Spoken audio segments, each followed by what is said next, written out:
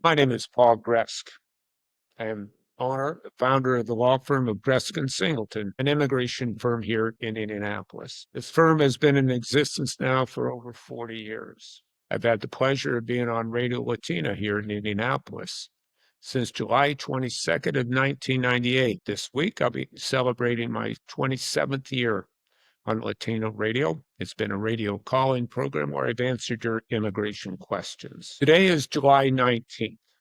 Tomorrow will be 6 months to date when President Trump took office. Now we either celebrate that 6 months have passed, and we lament the fact that we have another 3.5 years of Trump. I'm guessing that we're lamenting that we still have 3.5 more years of Trump. These first 6 months have seen the intensity of immigration, picking people up, placing them on deportation, and affecting Trump's plan for mass deportation. When Trump was campaigning in the 2024 election, he was telling the American people that our country has been saturated by countries from throughout the world, criminals that have come to the United States. And in the case of Venezuela, the Venezuelans essentially emptied their prison, and these people have come to the United States. Of course, people listening to this over and over again have kind of an idea that probably we do have a very significant immigration problem. The border was an open border with 3 or 4 million people coming into the United States during the Biden administration. So I think the Democrats and Joe Biden created some of this problem, some of this perception that immigration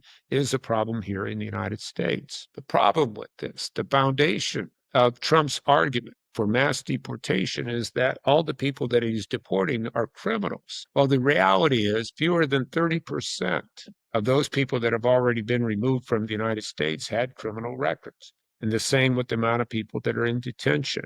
And yet it appears that Trump is using immigration as creating a political foundation to operate his rest of his 3.5 years of presidency. He sees the polls. The American people like what he is doing, and that's unfortunate. More than 50% of the people think what he's doing with immigration is good for our country.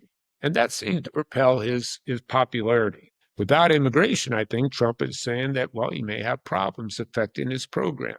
It is important for Trump to have a common enemy, and that common enemy are immigrants. The problem is this is an overkill. Trump has now gotten $45 billion this year from Congress to build additional detention facilities. Right now, we have capacity for about 42,000 people. We have 150% of that, so around 60,000 people that are in detention. What's in the news now is Trump is opening other detention centers. The Alcatraz facility down where they call it, I know it's that. Not Alcatraz. They have Alcatraz. They're talking about reopening Alcatraz. They call it Alligator Alcatraz in Florida. We're talking about opening a facility here in Indiana. So they will be expanding the number of people that they can detain. And that serves a purpose. Trump wants those people that are once they're taken in detention not to be released. He's discussed this week about making it very difficult for people to get a bond once ICE takes you into custody. So the stress level in the immigrant community, I believe, has gone from maybe a level 2 during the Biden administration. Now we're probably at a level 8. People are deeply concerned and worried. One of the things people are trying to decide, if you're here in the United States undocumented, do you register? On January 20th, when Trump took office, he signed an executive order requiring people that are not U.S. citizens or permanent residents to register. Without a doubt, the purpose of registration essentially is to find people to deport. You register online. That asks a lot of questions. Further, they want to know where you are and how to locate you. After you register online, you're going to be required to walk in for fingerprinting. It's a time of fingerprinting. Immigration has to decide what they're going to do with your body. They essentially have two options. One, they let you walk out. And certainly they will let you walk out if it appears you have an immigration case that will ultimately result in you getting a green card. I'll get back to that in a minute. Where you are at risk to be taken into custody and either sought for immediate removal, using expedited removal if you've been here for less than 2 years, or place you in removal proceedings if you really don't have an immediate path to become a resident. If you're here in the United States, undocumented, generally you only have two paths to become a resident of the United States. The first path is you ask your government for help. During the Biden administration, as I indicated, several million people came into the United States and indicated that they had a fear of returning to the country, that they wanted to file for asylum. Those people have filed for asylum. You had 1 year in which to file.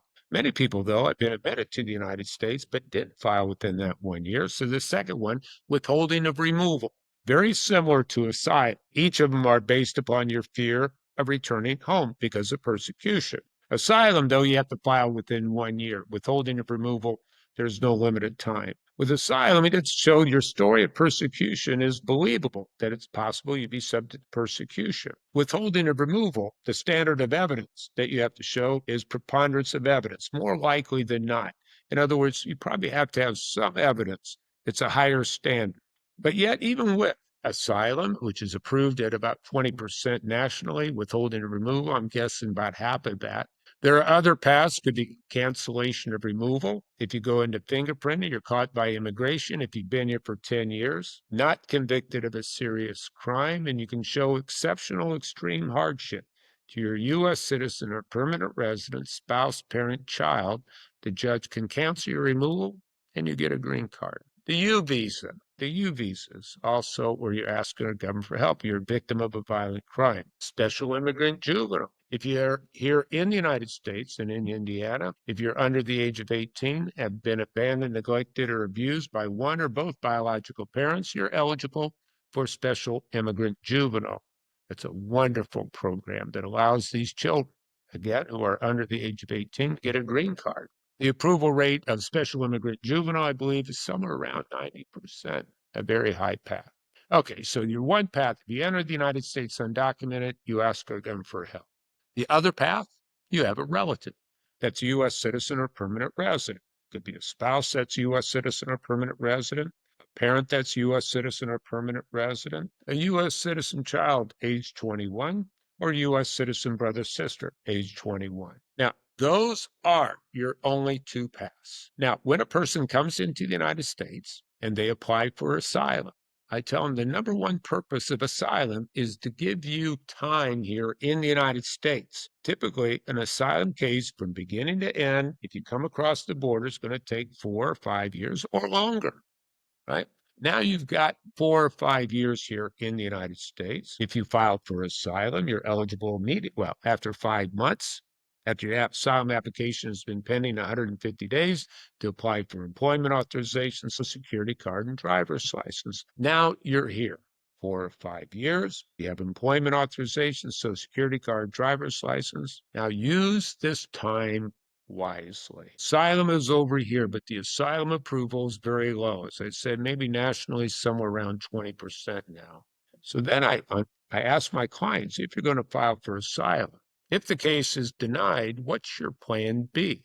Your plan B always starts, I believe, with learning English. You're in the greatest economy of the world. There's lots of jobs out there. You can get a job here if you're undocumented and you have no job skills. But if you really want to make good money here in the United States, learn English. Because if you don't learn English, you're going to be working for those employers that are generally Hispanic employers, and your wages are probably going to be held down. Maybe $15 an hour at most is what you're going to make, which is a lot of money in Mexico and Central America, but it's not a lot of money here in the United States. If you want to make money in the United States, learn English and develop a job skill. Because this brings me back to your asylum application. You have filed. You have 4 years here in the United States. The approval rate of an asylum is very low, about 20%. So the chances are, just the odds are, that you're probably going to have to go back home or to another country. But you have 4 years here in the United States. Use this time, these 4 years here in the United States, to rise up and be the best you can be. Learn English, develop a job skill. If you're from Mexico and you're from the regional area, there may not be jobs. And certainly you may not be able to get a job if you don't have a job skill. But why don't you use these 4 years to elevate yourself, learn English, develop a job skill, and go back to Mexico City, not your home where you cannot make a living. Go to Mexico City. you get a job if you learn English, speak Spanish, and you have a job skill. Now, I hope you win your asylum case. And if you win your asylum case and you speak English, you have a job skill, now you're going to make lots of money here in the United States. Next. But you don't want to go back to your home country. You believe that you're going to be persecuted. Okay. I hope again you win your asylum case. But again, what if you don't? Your plan B may be going to another country like Canada. You can immigrate to Canada, which I'm here sitting here in downtown Indianapolis, which is only 5 hours, 5 to 6 hours north of us. Canada has its separate immigration system. There is the ability to immigrate to Canada on points. If you get 67 out of 100 points, you get 10 points being under the 12 points. Now they've elevated 12 points being under the age of 48 points for your job skills, your education, ability to read and write English or French. You may want to make yourself eligible, particularly if you already are here in the United States and you have an order of removal. Staying here in the United States is not an option. You're playing the game, catch me if you can. If you get caught, as you know, immigration is going to take you into detention and arrange for your trip back home. Don't get caught. If you try not to get caught, make yourself the best you can be and look at immigrating to another country. I like Canada because it's based upon points and it's close by. If you immigrate to Canada, if you have a wife or you have a spouse in your home country, you have children, they'll all join you in Canada. Look at that as another option. The next plan B is if you and your wife, your family have come to the United States, neither of you are legal, neither of you are documented. If at all possible, have a U.S. citizen child. Your long-term plan B may be having that U.S. citizen child remain here in the United States as long as possible, and then go back home. Go back home. And then when that child is 21 years of age, you legally immigrate to the United States. That could be another option of your plan B. Now let's talk about asylums. As I said, asylums, the approval of asylums very low. Number one, because we have millions of people applying for asylums that probably don't have a very good case. But otherwise, we have also the problem, a lot of people are going into immigration court without an attorney. Statistically, if you have an attorney, you're going to see that asylum move from 20% all the way up maybe to 40% if you have an attorney representing you.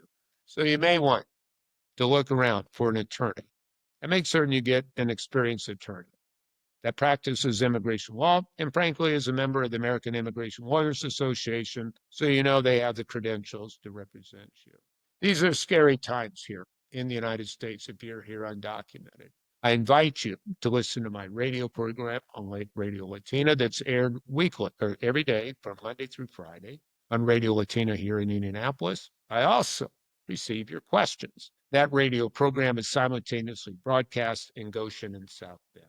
I'm sorry that the stress has beset us here with the Trump administration. I'm hopeful that all of this will pass when Trump leaves, but his departure is not for another 3.5 years. You need to look for a path, if at all possible, to get your residency status. If you're living with a U.S. citizen or permanent resident, get married. We already talked about special immigrant juvenile if you're under the age of 18, the U visa if you're a victim of a violent crime. You need to be aggressive about looking at your options. When you come into my office, you're going to be asked a lot of questions about your arrival in the United States. Were you caught? Did you have a visa? We're going to want to know your marital status, your criminal history, and want to know if you have any U.S. citizen or permanent resident relatives. This is, again, going to be difficult times for you. Try to find a path. Stay away from immigration. Certainly, if you have already an order of removal, do not drive a car. The one way immigration, I tell people, is not really looking for the most part. It's relying upon the police nationally. Here in Indiana, we have a population of 7 million people. We only have 10 ICE agents for the entire state of Indiana here in Indianapolis. By comparison, here in Indianapolis, we have a population of about 1 million people. We have over 2,000 police officers. So 10 officers, ICE agents, are not very many. What I believe immigration is doing, they're taking the state of Indiana and dividing it into districts with each ICE agent working with these police departments within their district. If the law enforcement picks somebody up and they believe they're undocumented, they'll call ICE. And ICE has then 48 hours to pick them up. And that brings me to this next problem that we're seeing the expansion of immigration using law enforcement to act like ICE officers. Immigration is asking law enforcement throughout the nation to sign an agreement, essentially helping immigration enforce our immigration laws by taking into custody people that may not have committed a crime. That is, the police may take a person into custody and they've committed no crime just for the purpose of taking them into custody to hand them over to ICE. So you really need to be careful. Try to avoid driving a car if at all possible. My name is Paul Gress. I'm with the law firm of Gressman Singleton. It'll be my pleasure to serve you.